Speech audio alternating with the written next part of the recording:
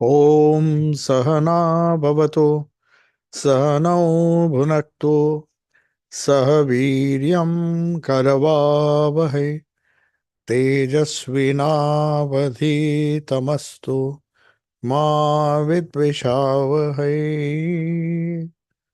Om Shanti Shanti Shanti.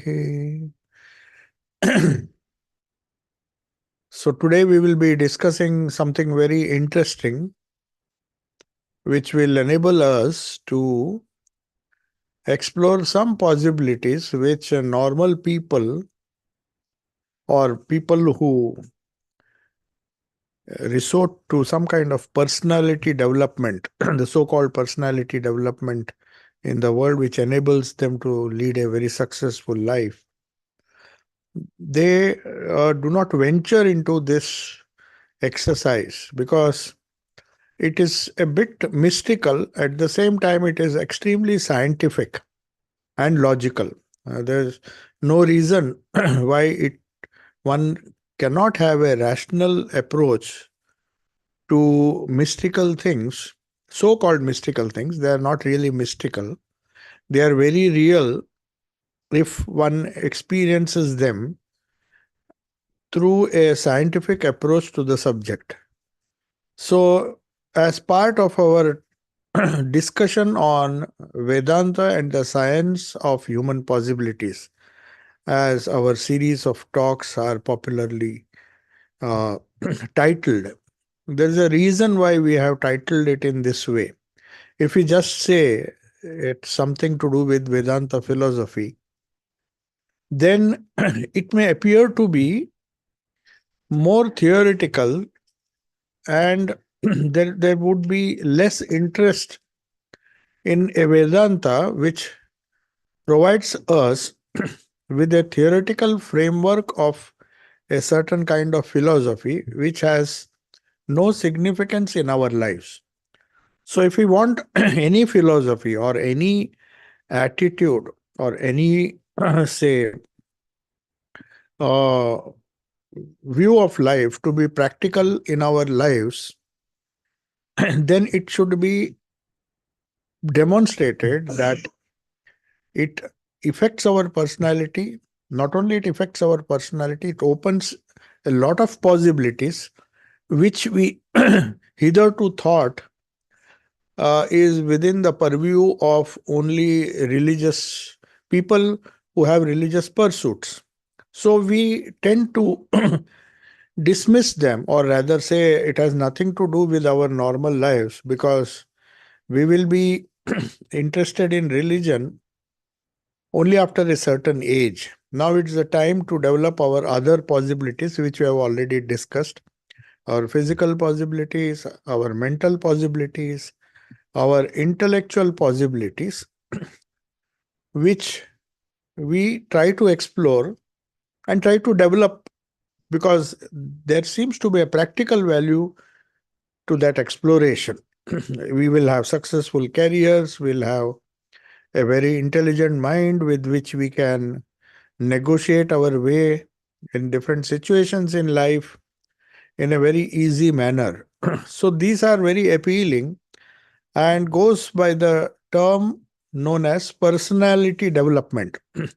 So when you talk of personality development, according to Vedanta, which we have discussed so far, according to Vedanta philosophy, they cover only the first three layers of our personality. The physical, as we have discussed, the Annamaya Kosha, the gross body.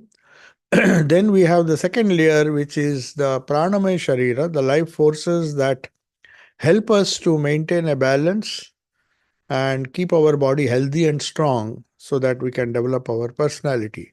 Then we come to the third one, which is very often is sought to be developed for intellectual success, for successful career. That is the ability to think logically, think in such a way that our mental faculties, our sensory faculties and our mental faculties are developed to such an extent that we can understand, interpret data better, interpret what we see, what we perceive in a much better way than other people, because we have trained our minds to do that. So that is the Manomay Kosha level. So after having discussed these three levels, you remember last time we discussed about the subtle body. Subtle body means that which we uh, clearly see has an impact on our physical body, which constitutes of the mind, the conscious mind, or even the mind which is you may say unconscious mind, our samskaras, and then we have the pranas, the life forces, which is also subtle. See, without the body, you cannot evaluate or assess the impact of the life forces like prana, breathing, all the different forces which are necessary not only to harmonize the body but also the mind. We saw how any imbalance of prana affects the mind and vice versa. Any imbalance, any depression, any worry, anxiety, they have their impact on the different pranic forces and then they impact the body. So we call them psychosomatic disorders. That is how psychology interprets them, that they are psychosomatic because they are not entirely somatic. Somatic means that which deals with the body. There is no issue or no problem which we face which does not have a psychological counterpart. There may be a physiological counterpart. You may feel the anxiety, you may feel it in your nerves, you may feel it in the way you behave, you may feel it or you may perceive them in your blood pressure, in your heartbeat. So many things uh, will be affected, and the impact of this anxiety, worries, and so many things, the different states of the mind, their impact on the body is easily observed, easily classified, and that's why we have so many diseases or doctors who diagnose these different diseases and say that some of them can be traced to your wrong handling of your mental forces. So they say this is an anxiety syndrome, this is this. There are so many disorders which can be traced to different mental states. Till then, it is fine. Till these three levels, as far as these three levels are concerned, a lot of research has been done, experimental research, to show the connection between the mind and the prana and the body. So the three layers are taken care of. Now, when we come to another layer of our mind, which is known as Vijnanamay Kosha, is said, which is also part of the subtle body.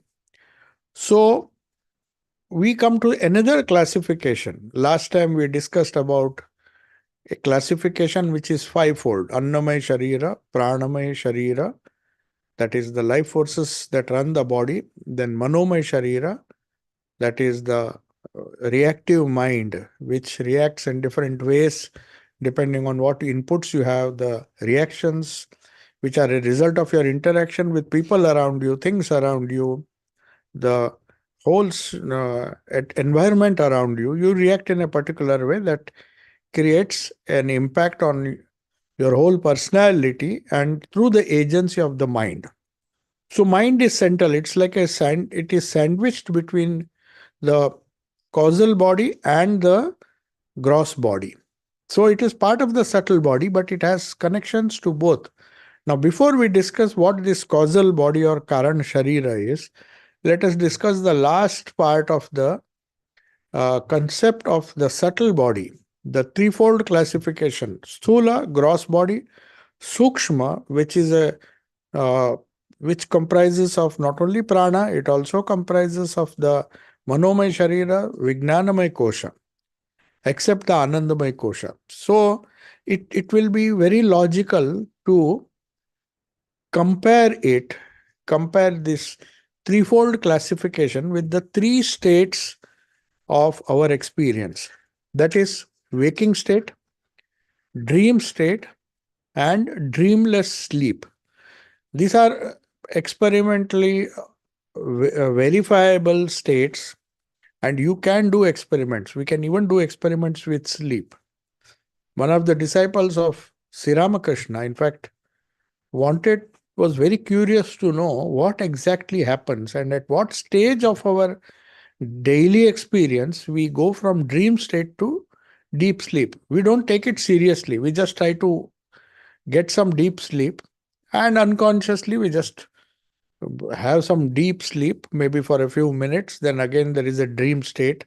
Then again, we go back into deep sleep. We never try to study these states, but they can be studied experimentally. They can be studied. And Swami Turiyananji embarked on, because he was studying the Upanishads or Vedanta, which dealt with these three states. And that's what we are going to discuss now. The subtle body as the seat of dream experience. So, dream is a fascinating subject. But till now, the Western philosophy or the Western psychologists, they have given a lot of importance to dream. Sigmund Freud, in fact, says that all your problems and all your different mental states and psychological behavior can be traced to interpretation of your dreams, provided you remember them when you get up. Many of the dreams we don't remember. Many of them we remember because they are nightmarish. Either if they are bad dreams, they are nightmares. But sometimes they are good dreams, spiritual dreams. So they help us in a positive way. But we never pause to think where is the seat of this dream experience? Is it so significant, or after all, it is a dream? Because there is a tendency to wish it away or to just ignore it, saying it's just a dream after all. So that's why we make fun if somebody is uh, imagining all sorts of wild possibilities. We say you are just daydreaming. You are waking, but then you are dreaming impossible things which you want to achieve or which you wish to achieve, which are not possible, which at least doesn't seem to be possible to you. So you call it daydreaming. Why do you daydream? Why do you keep on daydreaming? So that means dreams are not entirely false. Just as the subtle body is equal part of our personality as the gross body. Though we may know many things about the gross body, or we may claim to know many things about the gross body, Sthula Sharira, but even the best doctor or the best physiologist uh, doesn't know everything about the body. Nobody can say that he knows everything about the Annamaya Kosha or the physical body and how the forces impact it. Or rather, what are the different functions? They're so complicated. Even the best of doctors who have studied physiology all their life, they may observe, and based on their knowledge, based on the increasing knowledge, they will give different interpretation. For example, so much of research, what was thought to be a function of a particular kind of life force, now has been changed. Now, as we go on doing research, the impact, the physiological theories also keep on changing, they keep on evolving. So, you can't say with a certain degree of certitude that this is what happens when these mental states come. When there is fear, this happens. You may discover newer and newer hormones, you may discover newer and newer uh, chemicals which impact the body. But still, there is scope for research. If that is the case with the observable physical body, then you can imagine what a vast field of research is required to understand the subtle body. So, before we come to the dream experience, life after death, as we said last time, it is the subtle body that leaves the physical body when it dies and then takes up another body. So, that we discussed last time. We will not try to discuss more. We will discuss it when we come to a further discussion on rebirth and reincarnation, which is another fascinating subject. which is not only scientific, but it is observable. And there are a lot of evidence in the Upanishads or Vedanta that opens up more possibilities based on our study of scriptures. Right now, they may be theories. It is just like in rocket science. Rocket science, you may observe how the rockets behave because there is a theory behind it. You might even understand the theory. But unless you are a rocket scientist yourself, you will not, you will accept it because it functions, it works. So this philosophy, it though it appears to be very strange, the ideas about the subtle body and the causal body, we have to first take them as hypothesis. We have to accept them. That they are hypotheses right now because we are not able to experience them. There are certain things we are able to experience, like our dream state, for example. So, what exactly happens? Why the subtle body or the Sukshma Sharira is the seat of, or the dream experience is experienced by the subtle body. That is one of the statements of the Vedanta philosophy. Now, how they establish it? On what basis do they say? Does that mean that the gross body doesn't observe it?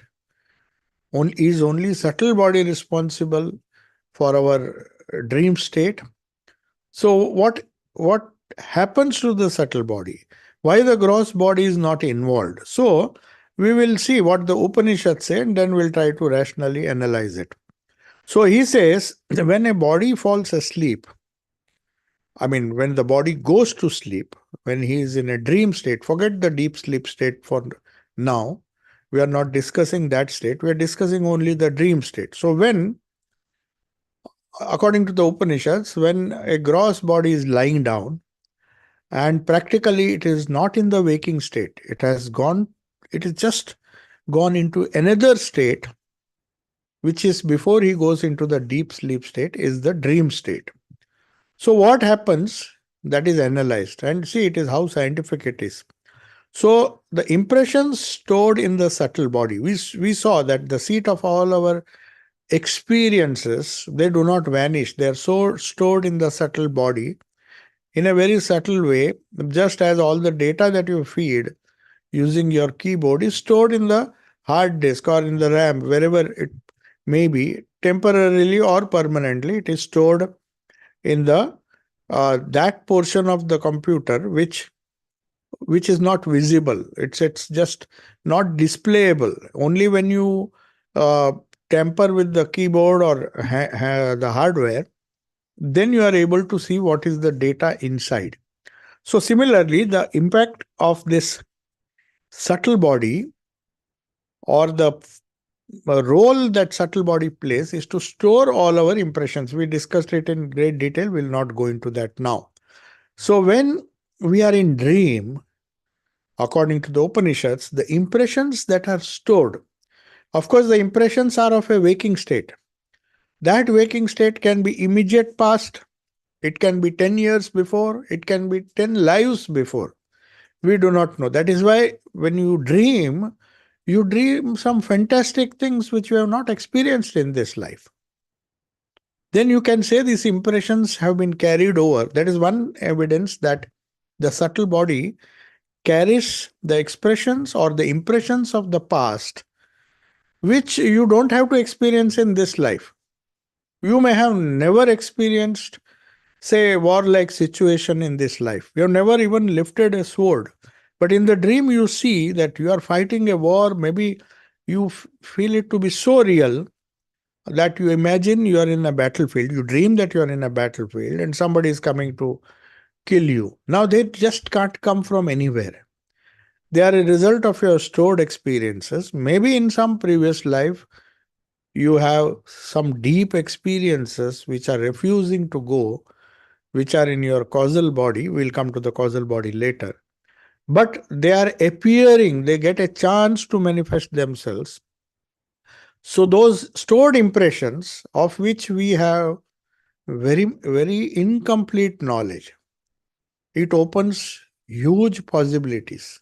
So our dream world is more fascinating and is open to more possibilities. You can dream something which you have never experienced in your waking state. So sometimes when you get a dream about some spiritual person, maybe you have seen that person, you have interacted with that person in a previous life, and you are surprised to see, how could I see? This is the ideal, or this is my Ishta, or this is a particular deity whom I had worshipped. I have never seen him. I have just read about him. I've seen his pictures, maybe.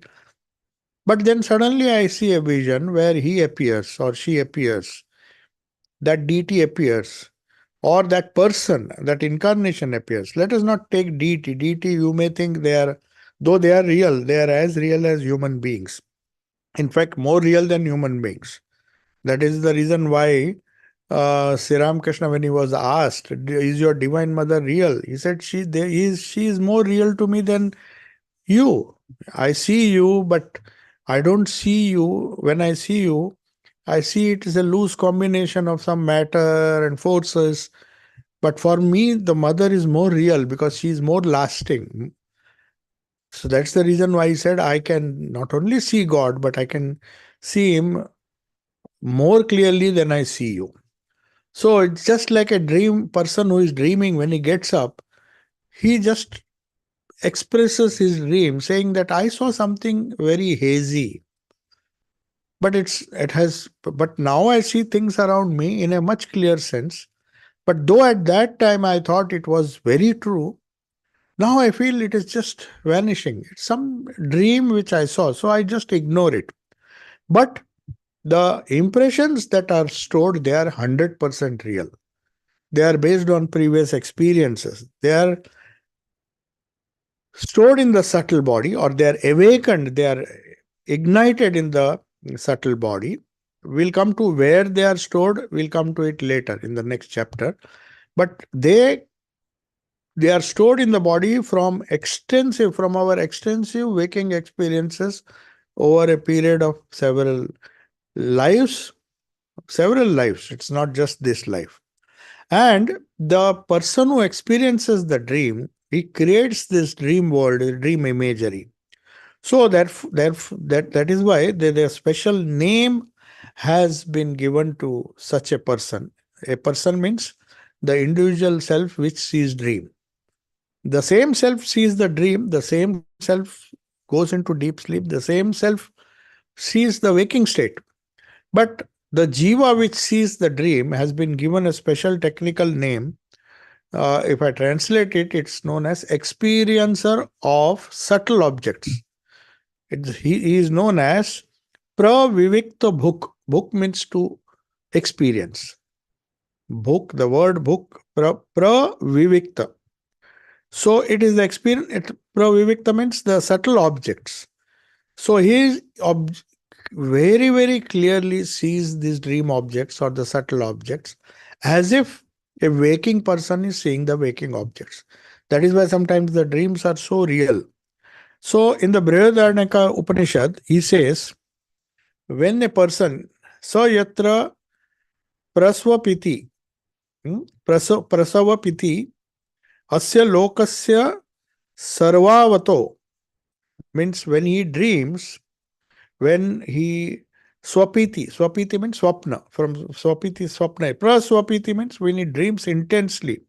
When he dreams, he takes away a little of the impressions of this all-embracing world. Now, when I say world, it's not just the gross world, it is a subtle world also. Just as we have a subtle body, there is a subtle universe also. The gross universe contained within that, the macrocosmic level, there is a subtle world which is also connected. We don't see the connection, but it is connected. So it's not illogical to imagine that this dream world is interconnected. So that's why we have many incidents where great spiritual people, they just in a very subtle way, they see what is happening at a distance. They can even help people from a distance because they have access to this dream world or the subtle world. So they can uh, solve the problems of a person even without a physical medium. That is how we explain how the divine uh, spirits or the divine personalities, even when they are bereft of their gross bodies, they come to your rescue, they come to your help, they guide you. So that is why Swamiji says, don't think Sri Ramakrishna is gone. He might have given up his physical body, but he lives in the subtle world. And in that dream world, it may be dream for you at the individual level, but all these dream bodies and all these dream experiences, somehow in a very complex way, they are connected. That's why he says, when a person dreams, it takes a little away, little, it doesn't take. Otherwise, you will find the dreams continuous. Just because he takes a little of these experiences, he thinks it's not connected with reality. For example, now when we are waking up, when we get up, we see our same room, same, everything is same. We sleep, and when we wake up, the waking world doesn't seem to change, but it's not the same thing in the dream world.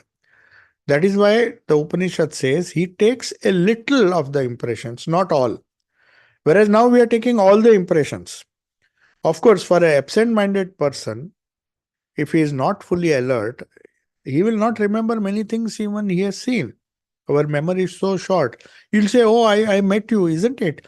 Okay, I forgot. I don't remember when I met you. I was waking and we met in a waking environment, in a waking state, but that's not true that you will remember everything that you saw. Many things you will forget. So, also in the dream world, you keep forgetting many of your old experiences and only a little. That's why they say only a little of the impressions of the all embracing world, the waking state, and himself puts the gross body aside. Himself means the self. When he is dreaming, he says uh, he's tired. Normally, dreams come and the deep sleep comes when you are tired. When you cannot, when you can no longer keep awake, you just feel that I should now sleep. Even if you don't sleep properly, the dream state is very natural. So he says he voluntarily, he has to, he puts away literally the gross body. I mean, only the functions which prana controls, the heartbeat and all those things, they will continue. They will not stop.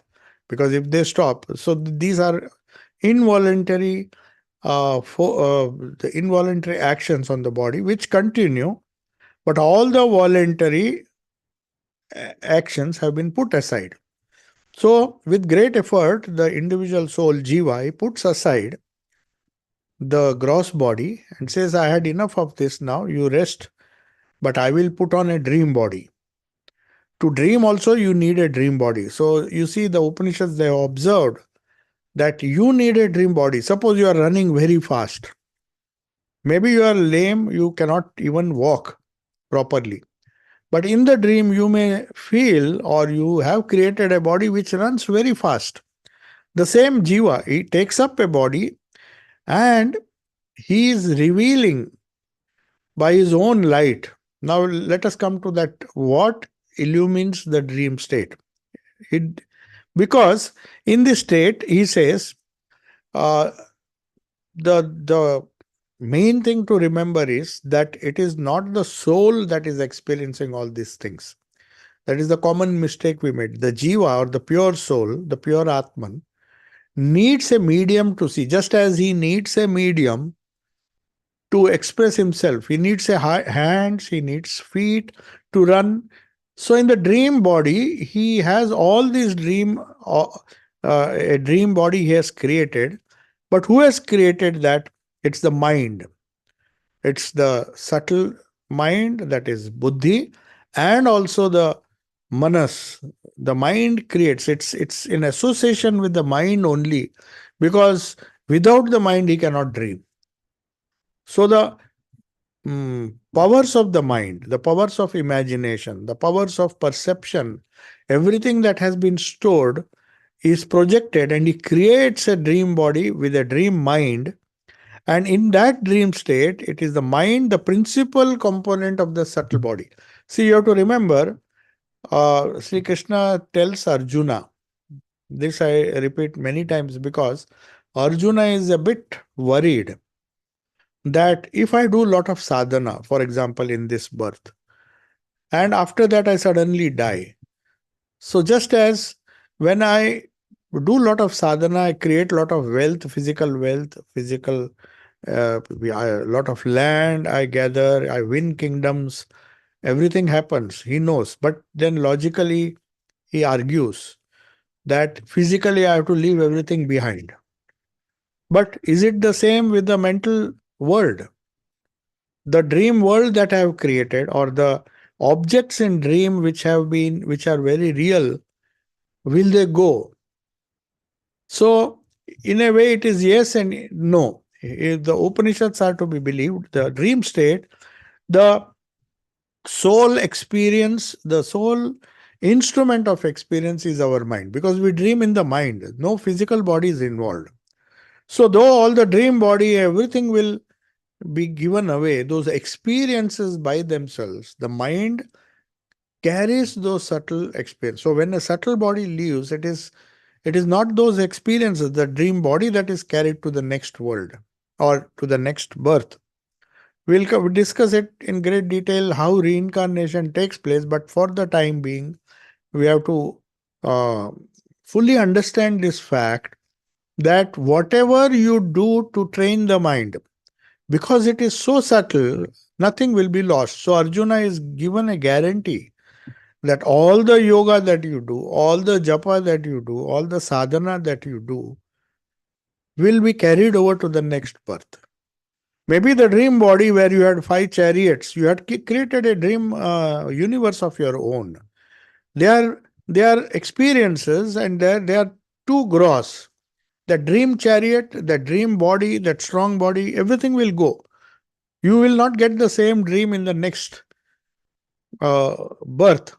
This is a very important thing to understand, that only those subtle impressions, it is the mind, the principal component, which there are many components, as I said, of the subtle body. The principal component is the mind.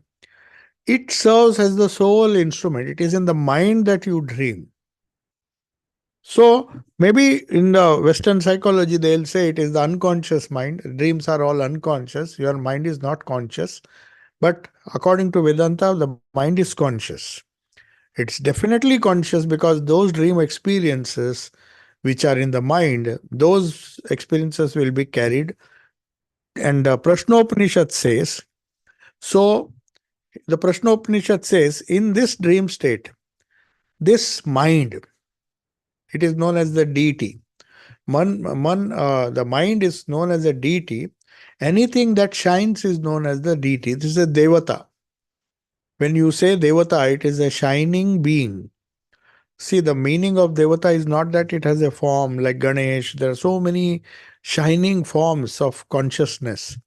So, mind is also considered to be a devata. That is why they say you have to take care of your mind, because it is the one that you will take with you birth after birth. The same mind will be there. The subtle mind, not the sense organs, not the dream body. Everything will go.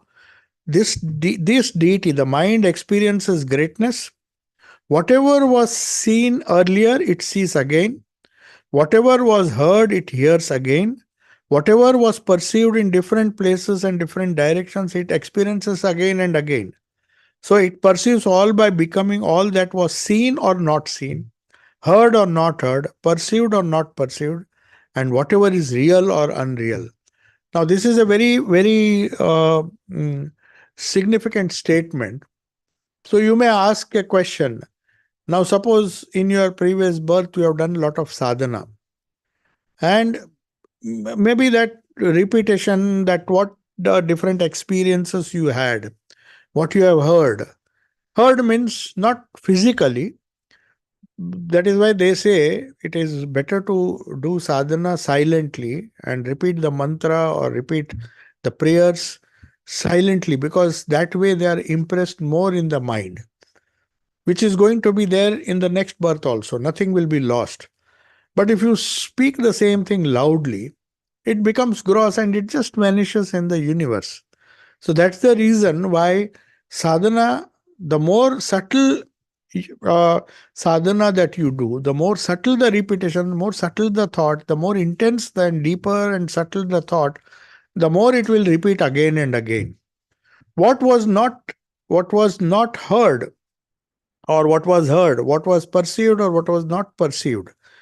These different things come together. This is, I'm talking of the dream state. Don't mistake it for the causal state. We have not even come to the uh, Karana Sharira. This is the subtle state where many things are mixed. So that is why they say spiritual dreams may be good, but it comes mixed with so many silly things, unessential things. So you should also have that kind of discrimination, just as we discriminate in this world. There are many things which are good, we take. Shreya and Preya. A lot of good things that we experience, we have to take. A lot of bad experiences, we have to forget. If we remember them, there's no harm in remembering, but no harm right now. But if it goes deep into the mind, in the memory, then it can cause problems. So that is why Holy Mother said, it's a very, very psychological and wonderful way of sadhana, that don't see the evil in others. Because by seeing the faults, you create a dream world where all these faults are part of your own personality. That's why she says you will lose. It's not the others. Those evil experiences or those faults that you see, the evil that you see in others, if you constantly meditate on that instead of meditating on the good things, they will form part of your dream experience. They will be form part of your mind, where all these things will be heard again, which are heard again and again, which are seen again and again in the waking state, become part of your mind, part of your dream experiences. So the dream objects, the dream events, the dream things that you see, the all these things are a result of your exposure to these events, not fully, but at least partly, of your previous life or even this life. So all the experiences, sum total, they come in dream. That is why the dream objects in the Prashnopanishad, the sage Pippalada, he's a great sage who answers the questions. In Prashnopanishad, it's a question answer session in the Upanishad. So in that experience, somebody, he's asked whether the dream experiences are replicas of the waking experiences. He says no. The Upanishad very clearly says, we'll come to that. He says they can be replica of the waking state. They can be. Some of the experience are exact replicas, but he says there are new creations. For example, when in a waking state, you see a certain thing, but a creative person will create something new out of that. He will use his imagination. So, also in the dream, they are not necessarily waking experiences. They are waking experiences plus the creative element that you introduce. Just as if you are given an apple, for example, apple was seen falling by Newton. It was falling, and many people have experienced that apple is falling. But it was Newton who gave it a creative turn, saying that it is gravity. Then he formed and formulated an equation. He made a big uh, theory out of it, and then he calculated the laws. Then he creatively uh, used the experience of the falling apple into a theory of gravitation. So that is the creative contribution in the waking state made by Newton. Similarly, in the dream state, sometimes people see fantastic dreams, which don't, you don't have to. Sometimes people say, I got this dream, I saw snakes, or I saw this, that, many things I saw in my life. So does that mean that I will encounter them? In some people take it very seriously. So this Upanishad is warning us. He said they, a little of it can be replica of the waking experiences in the past. Maybe in some remote past, you were bitten by a snake, the fear of snake was there. So it will come expanded and you will get a fantastic dream involving snakes, and you think that creative part also is true. So you have created, so based on the past experiences and your future construction, new construction in the dream. I'm not saying in the waking state, in the dream. In other words, what Prashnopanishad says is the dream experience can be representative of past experiences, or they can be presentative. Representative means just reproducing what you saw. Presentative means trying to modify it and show it in a different light. For example, some people, some experiences, they will enhance it, uh, they use their wisdom, they use their creativity to show it what it is not. Especially those who do magic, they deal with simple objects, but they create an illusion that it is something different. So these magicians or maybe inventions also is some kind of magic. You use certain common phenomena and create something uncommon. So that is also possible in the dream. So when we discuss, we'll just conclude with this today and then come to the causal state, because there will be a chapter when we will discuss this waking, dream, and dreamless sleep in great detail, giving all the references. Now we are just talking about the subtle body. That's why uh, we came to the discussion on dream. The subtle body is experienced in dream. So that is the conclusion. Now we come to the causal body. Now, this causal body or Karana Sharira is a wonderful concept. Now, for Western psychology, they say a certain vibration of the mind results EEG if they do. EEG is a machine which measures you may say, the vibrations of the chemical activity that takes place in the brain, or the other nervous activity is measured. And they notice certain patterns when they see a person is dreaming, when he's just about to sleep. So there are different rhythmic patterns. And based on, they say, oh, now he's in deep sleep, or now he's in coma, or now he's having a very agitated, he's sleeping, but his mind is very restless and is experiencing a nightmare. So there can be some measurement, but this classification into Sukshma and Karana is a uniquely Upanishadic or Vedantic. They made a clear distinction between dreamless sleep and dream sleep with dream. We don't categorize both into the same category. It's totally different.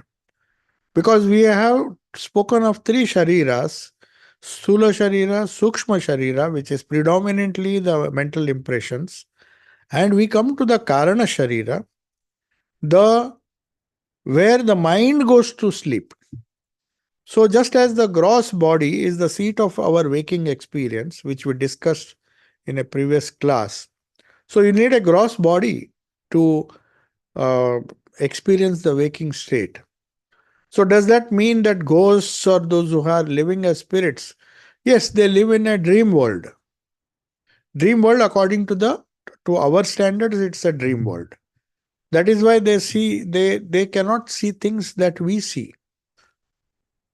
That's why there's so much of confusion that suppose a ghost comes or somebody because there are these subtle bodies around you. If you come to that very interesting topic of reincarnation, you will find how they act. But you have to always remember these spirits or these subtle bodies with a Karana Sharira, Karana and Sukshma Sharira together make a subtle being. They don't have a gross body, so they cannot have waking experiences. Let us be very clear. So we cannot compare our time scale, our experiences with that of the subtle body. They are totally different. They are totally different according to Vedanta. So just as the gross body is the seat of our waking experience, the subtle body is the seat of our dream experience. The causal body is the seat of our deep sleep experience. So, the only time you feel that you are the causal body is in deep sleep. And that is known as Anandamay Kosha. That is why, no matter what your profession, how much success you have in the waking and dream state, no person will be happy till he enters the deep sleep state. So, without deep sleep, he will lose all joy in his life. Even if it is for a fraction of a second, the body, the jiva or the soul wants to experience that state. So that's why it is so joyful. One thing is there, the way they have defined the Upanishads, they say the Karana Sharira is the seat, just as waking experience, body is the seat of waking experience, Sthula Sharira, they have to remember this. We are going from gross to fine. The Sthula Sharira is required for our waking experiences, to eat, to taste. You may say, why these subtle spirits? You offer them so many things. Do they really enjoy? In Shraddha, we offer things and we think they are enjoying, but they cannot because they don't have the subtle. But how do they enjoy? They enjoy in a dream state, in a state which is again connected to the people. It's a very, very subtle, because once Swami Vivekananda was challenged, he said, the Arya Samaj people, they don't believe in Shraddha. So there was a very big tussle with a Pandit who claimed that he was a part of Arya Samaj in Punjab. And he said the Vedas never talk, because they are also great scholars, Dayanand Saraswati's followers. So they said, can you prove that this Shraddha is effective? Is there any scriptural reference? Is there any Upanishadic sanction? Because they believed in the Vedas. Dayanand Saraswati believed in the Vedas. They said it's a Puranic concept. So there was a big argument. And Swami Vivekananda said, if I prove to you that the fact that these things, the concept of Shraddha can be proved by the scriptural support, by quoting the Vedas, he said, if I can show you, will you give up your Arya Samaj? He said, yes, I will resign from Arya Samaj and become a Vaidika, because they believed that they are the only people who have understood the Vedas properly, and anything other than the Vedas, that is any Purana, including Bhagavad Gita, everything that has come after the Vedas, they say has to be rejected. Even the Murti Puja, the worship of God in a image, in a picture. So somehow they felt that if it is there in the Vedas, we will believe in Shraddha. And Swamiji showed him some references from the Upanishad, because it requires tremendous scholarship, like what the Upanishads say, the Prashna Upanishad, that it definitely, the departed soul experience, just as a person who in deep in sleep, when he is dreaming, he gives up the gross body and enjoys everything in the dream experience. Similarly, these spirits, those who are, it's a logical conclusion that all these subtle bodies which are hovering around, which is popularly known by the name of departed spirits, they have a causal body, they have a subtle body, and when the people, that is why they say you should not eat Shraddha food, because it's kind of, they have to enjoy the experience of the taste of whatever food is offered to them, whatever food you like. It is eaten by a person who is in a waking state. When he goes into his subtle form, or even while he is in the waking state, the subtle sense of enjoyment which is stored in the dream body, that is what these spirits enjoy. That is why Sri Ramakrishna used to say you should not eat Shraddha food, because then what happens is you are exposing yourself to be, I mean, not directly controlled. They won't control you. They'll control you as long as you have eaten the food, when you have digested, when you have experienced the joy of eating that food. They share your dream experience, they share your subtle experience, the subtle experience either through dream. So, in a way, you expose yourself just as physically you don't want to be controlled by others. Nobody wants to be physically controlled by other people. No matter we are controlled, definitely we are controlled. We have to depend a lot on other people. But at the same time, the soul yearns to be free physically, even mentally at a lower level. So it is definitely harmful if somebody controls us in a subtle way, in a bad way. When when you say you are doing Shraddha, it's a very gross object that you are fulfilling. He has a very gross desire to eat certain things.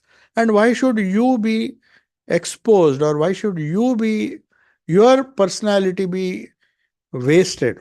It's different if you are controlled by a superior subtle spirit who can lift you. So that is why when we pray to the gods, they say don't pray to the spirits. The very idea of theosophy was criticized by Swami. He said, why do you pray to the spirits who are having gross desires? If at all you want the spiritual spirits to help you, pray to the higher spirits who can lift you and give you a better existence, a better dream experience, a better causal experience, so that one day you will be free like them. You will be free like them. But if the very idea of Shraddha is to fulfill the gross desires of the departed spirit. So it's very scientific. And Swamiji, that's why he said they do Shraddha, because there are many departed spirits who still want to enjoy some of the worldly things. And they are very sad that they have lost their body, the capacity to, because their deep sense, so at least in the dream, or at least in the subtle world, some of the relatives had to sacrifice. They sacrifice. Actually, it is a sacrifice because we love them deeply. We are attached to those people. So, in a way, Sri Ramakrishna did not say, but for spiritual people who have spiritual aspirations, he said Shraddha food is not good. Because you see, their desires they will fulfill through you. That means, in a way, you are bound. Just as physically you don't want to be bound to a certain uh, family, or maybe to a certain set of people or things, we try to reduce it. Vairagya means just reducing our dependence on other people. Similarly, in the spiritual world also, we have to reduce their dependence. So it's from a very high standpoint that Sri Ramakrishna said you should not eat. But definitely, the Shraddha is not an unscientific thing. At a gross level, it is true. It is true that if you have certain people in your family whom you love deeply, and somehow you want to satisfy some of the desires, so you offer it, you also partake of it, so that your mind can be in tune and they can, in a subtle way, enjoy. So, he says, in profound deep sleep. Now we come to the Karana Sharira. Why Karana Sharira is more important than Sukshma Sharira? So, they say, in that state, no thought, no feeling, no imagination, no memory of any kind dwells. So it's a very strange state that temporarily all the dream experiences, all the past experiences of waking and dream are completely stopped. Like you put a lid on that. There are many things inside, but as long as the lid is closed, it is fine. I'm not saying they have vanished, they're still there in a bottled form. So neither pleasure nor pain, neither hope nor fear, which is what troubles us, neither love nor hate sways the jiva at that time. The ceaseless fluctuation of the mind is always fluctuating. That is the result of our misery, even in the Sukshma Sharira. That gives way to utter stillness in this Anand. That is why the name of the causal body is Anandamay Kosha. That is the highest kosha before we get mukti. At least we have to establish ourselves in that Anandamay Kosha. The samskaras are there, but they are bottled up. At least they are not troubling us. But that doesn't mean they have gone. To remove that totally, you have to even transcend the causal body. So all its various tendencies, the merits, the demerits, the so-called complex, you know, uniformity and the different tendencies which It's just compared to a seed. So when a seed is planted, when it grows, then all the problems come. There are trees, you have to protect it, you have to water it. But if you say, now you remain in seed, when I want to plant the tree, I will keep. The seed will still remain. You see, even in a dry seed, unless it is burnt, the seed has the capacity to branch out into a huge tree. But we uh, create certain circumstances where the seed remains a seed and it does not disturb. It is only when it starts the banyan tree. For example, they say in the building, uh, there is a crack and a seed has somehow been lodged there. As soon as it gets water, slowly something, and then they say you have to immediately cut it, otherwise it will crack and destroy the whole thing. So also the tree exists in the seed, and all the diversities, all the problems, temporarily they are in a potential form. And in deep sleep, the mind enters into this causal state. And Vedanta Paribhasha, which is based on the Upanishads, they say merit, demerit, past, and latent impressions, they remain in their causal form. It is to be noted here that they remain in a causal form. So just getting good sleep doesn't ensure that you have got rid of them. You are very much successful that the the troubled sleep that you had because of the dream. Of course, our waking state is always troubled. But somehow in dream, if you have good dreams, at least you can compensate. But if you have a bad dream, the trouble still continues. But in deep sleep, whether you had a troubled waking state or a troubled dream state or troubled subtle state, all those things are temporarily subdued, and that is a very, very, very big relief. But it should not be taken for granted that because you have a good sleep, there are several reasons why we go into deep sleep. Maybe some people are born with some good tendencies and they don't have too much of fluctuations in their dream state. So they sleep nicely. So it is the what happens, but it is not a very desirable state in the sense there are higher states than that. Otherwise, everybody will think that once you go into the deep sleep, the seed is still there. It has the potential to, the power of activation is still there in that seed. So the power of cognition subsides. We don't see anything, but that doesn't mean the samskaras have gone. So the continuity of the vital process, that's why they say, then what happens to our heartbeat and all? Yes, they continue. They continue in the same state they were before you left the dream state. Suppose the dream state was troubling you a lot, and in that dream state you saw so many nightmares and the palpitation and everything that happens in the waking state in a similar fashion happens in the dream state. And then it takes the body a lot of time, though its impact is no longer there. In that dream state, it slowly goes back to normal, whatever is normal for that body. I'm not saying that they will be perfectly healthy. Otherwise, after a deep sleep, the person who had a very bad health, he will wake up with very good health. That is not the case. But definitely, it helps in further deterioration of the body. Too much of dream, especially in nightmares. See, the dream is acts both ways. A good dream can enhance the quality of your sleep. And because if good samskaras are there, you feel that there are some wonderful dreams that help you to clear your conscience, reduce your thoughts, and as a result, you get good sleep. So it works both ways. I'm not saying that dream is always bad. So that is why. But finally, I'll end the beautiful description in the Brihadaranyaka Upanishad. It says, Atra pita apita bhavati, means this is how they try to explain. They say in this state, one's father is not a father, he is no longer a father. A mother is no mother.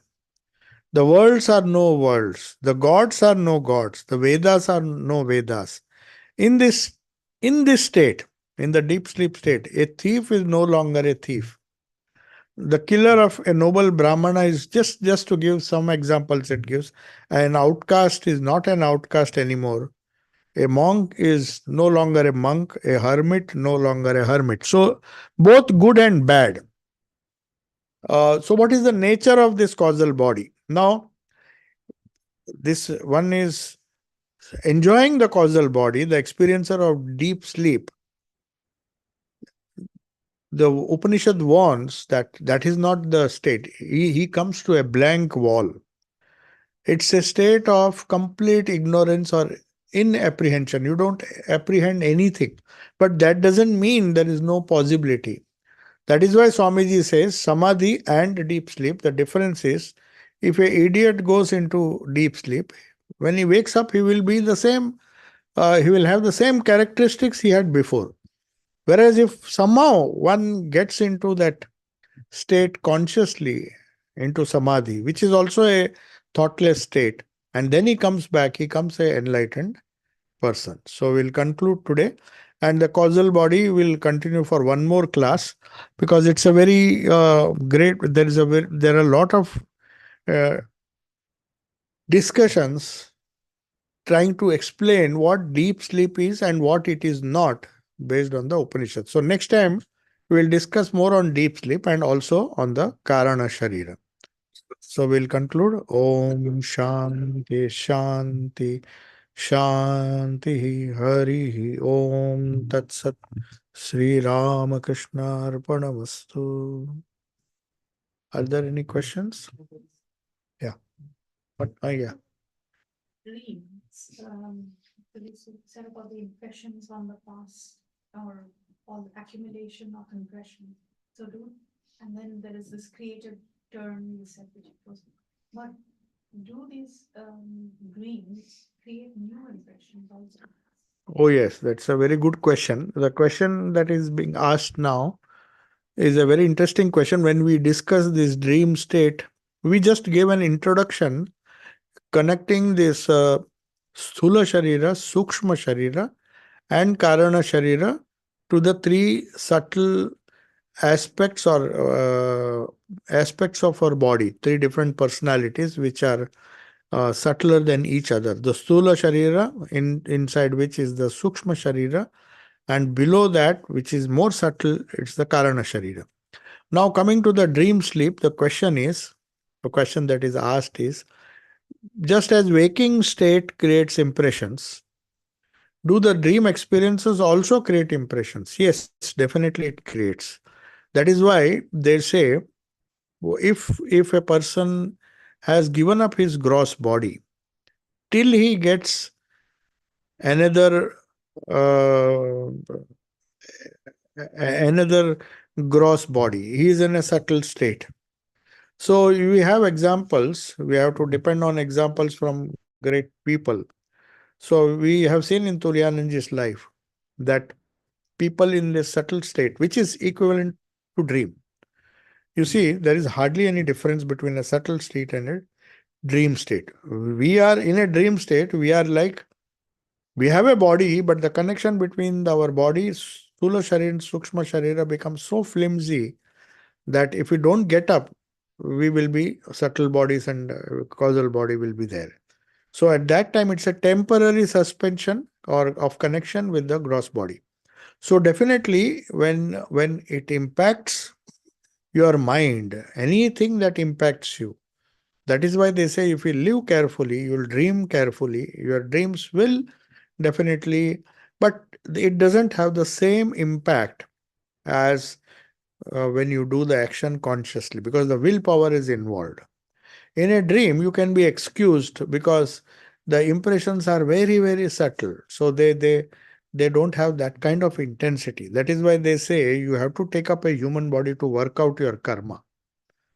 But they may impact your thinking, but they won't create fresh karma. That is, we'll come to that. There is a question. Does any ancestors who have achieved moksha also enjoy the fruits of Shraddha? Like if somebody is No. The question is those who have attained moksha, some of our ancestors, suppose we imagine that they have already attained moksha, then do they enjoy the fruits of Shraddha or the rituals that are there? Definitely they don't need that. Even the Shraddha is done for the subjectively the person who feels that he has love for the ancestors. He performs it to satisfy their desires. But if that person doesn't have desire, it's like feeding somebody who doesn't like to eat sweets. You keep a plate of sweets, he will simply not accept it. So Shraddha is like that. You do Shraddha, you do your duty. Whether that spirit accepts, even if he has not got moksha, if he is totally detached, he will say, I didn't ask you to, I have no more desire. I'm happy with my state of affairs. Only people, that's why they say, we do Shraddha as a duty because we expect that they still expect certain things, gross things from us, which they miss in that subtle world. So, definitely, the answer to your question is if a person has moksha, definitely, even if you don't have to do Shraddha. If they are reborn, like if they are reborn. If they are reborn, they will be born without. See, those who have got moksha, they will come only as Nitya Muktas. No. If your ancestors are already reborn somewhere else and you are doing Shraddha, then will it affect? Okay. So the other question is, if the ancestors have the Shraddha is done only when they are in their subtle body. That's why they say you do it for 1 year, do it for 2 years, do it for 3 years. You don't indefinitely do it. Anyway, nobody can indefinitely do it. So that's why at least the first year you do. But then, according to the Hindu tradition, I mean, they expect that the soul will be born sooner or later. So there is no question of them enjoying because then now they have a gross body. So maybe they will enjoy or they may experience the offerings that are given to them in this new body by just having some kind of dream. Because as I told you, they are born with the combined impressions of the waking state of several lives. So it's not just maybe 3 lives before they had died and somebody is still doing Shraddha. They have quickly been born and died, and the people who were their relatives, their sons or something in a life. See, it's a very complicated thing because they would still be doing Shraddha, and this person would have been born and died within a few, maybe when it was a child, when it was very young, and then again it would have been the jiva would have been born. So it's a very complex thing whether it reaches or not. The idea is we do Shraddha as a because it comes under a category of 5 rinas. It's a very good concept. Rina means debts we have to pay to society. Bhuta rina, then there are we have some duty towards our ancestors, some duty towards our nature.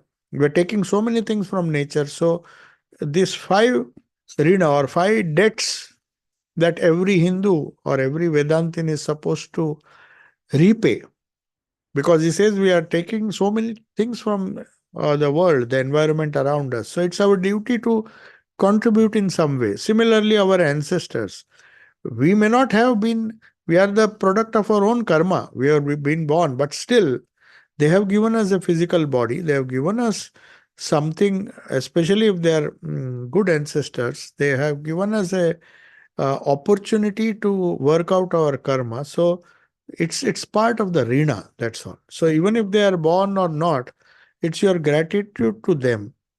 Uh, that that's why when many of the Vedic verses, Kasmai Devaya Havisha Videma, they did, and some rishi had some doubts. He says, I'm offering so many things. They used to do a lot of fire worship to the gods. So he was wondering, is this really reaching? And even if it is reaching, to which god it is reaching? Kasmai Devaya. So that doubt still remains whether what we give, if the person is born or not born, it's a subjective thing that we have to do. We have to do it as something, a debt that you repay. Now, for example, you repay some debt to environment in your own quiet corner without people knowing, but still you are repaying the debt. Subjectively, you are happy that I took so many things from nature. So at least if I water, maybe you have taken flowers regularly from a tree. So one day you may feel, let me just water it, let me just clean it, let me put some manure there. Because that tree has given me flowers, I've used them. So let me repay. So it's not that whether the tree has been there before or not. You just repay. It's a subjective attitude that is important. Yeah. Let's state about in deep sleep. Mm. You said Amritmay kosha is in that direction. Yeah, the fifth kosha, the highest. Mm. So, how long one can be in that? How long one can be in the deep sleep state will depend on several factors. It depends on our waking state, it depends on our dream state. But as we will discuss, we'll see, it is not the solution to our problems. It's a temporary respite from our, which it's a mechanism of the physical body and the mental body, the stula and sukshma sharira, to get some rest. Apart from that, in deep sleep, don't make much progress. It's just like a survival mechanism in the jiva. So, how long sleep is necessary? It depends on how long you have abused the physical body and the dream body. But if you're not free, if you have so many mental fluctuations Yes, in the yes. state, then naturally you would not get the good sleep. Good sleep, yes. Considering if you have less fluctuations and you Yes. Then the sleep quality will then improve. there's a higher chance that you progress in your deep sleep Yes. into Yes, yes, definitely. and If then there, no, experience but the thing is, see, in this, we imagine that there are, you see, in the Karana Sharir, as I told you, we clearly discussed they are in potential form. So maybe we have created an environment while our waking state and dream state are very pretty much regulated. Waking state you can control. You have regulated it in such a way that there is no new karma or new irritations, new agitations in the waking state. You have taken care of that. But can you guarantee, is it a guarantee that you don't have a lot of stored up impressions of the past, traumatic experiences of the previous life? So there are many factors. So you can't say how much sleep is required. When the Stula and Sukshma, that is the great blessing from God, or uh, from that great, how the universe is created, that there is a mechanism which perhaps is not in our hands, unless the only thing that is in our hands is the waking state. So the dream state comes of it, of course, depending on how you live your waking state.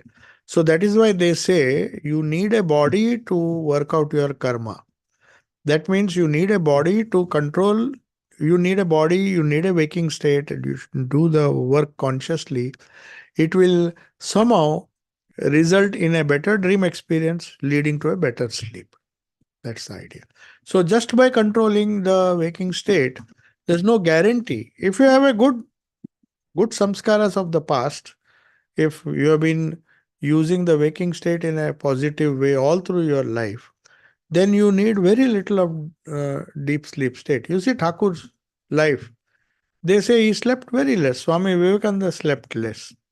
They don't need, because they don't have agitation in their waking state. They meditate. Meditation is much better than deep sleep.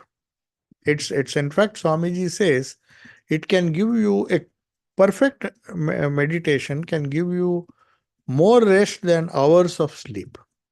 So it depends on how much how less agitated we are in our day waking state, and also that will impact the dream state, and that will also impact the quality of our sleep.